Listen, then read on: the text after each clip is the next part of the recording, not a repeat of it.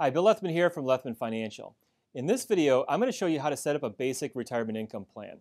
Our goal is to build a plan to create a lifetime retirement income stream. We want to invest in a way that will give you the greatest probability for success. The key to this strategy is to always keep enough cash and liquid assets available for withdrawal so that you have money available when you need it. This will reduce the chance that you'll have to sell in a down market. And finally, we want to create a strategy for rebalancing the accounts. To do this, we suggest a bucket strategy. Here's how it works. The first bucket is what we call your income now bucket. In it, you should keep 1 to 2 years of cash flow needs in very liquid assets like checking or savings accounts or cash equivalents. This is so that you won't have to liquidate parts of your portfolio to cover your living expenses. The second bucket is your income later bucket. In here, you should keep an additional 2 to 3 years worth of cash flow needs.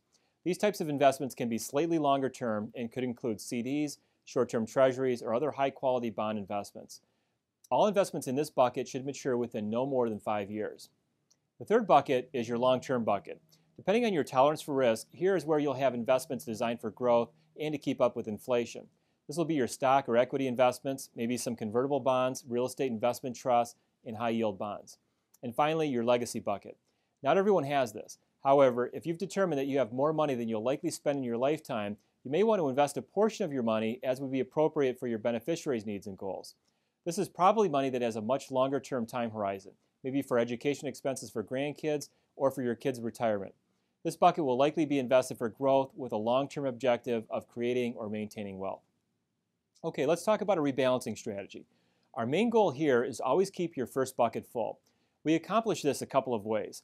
First, by having all the dividends and interest from the second bucket pour over into the first bucket. Secondly, on an annual basis, you should do a major rebalancing of all the accounts. First, we'll make sure that bucket 1 is topped off with at least 2 years cash flow. This will be funded with maturing assets from the second bucket. Lastly, if we have to, we will refill the second bucket with assets from the third bucket. Another thing, we want to be careful not to let your first bucket get lower than 1 year's cash flow needs. If it falls below that level, you should rebalance immediately, even if it's more frequent than once a year. So, the basic rule we're following is replenish the cash first, then the short-term bonds, so that we minimize the effects of having to sell our long-term investments when the market's down.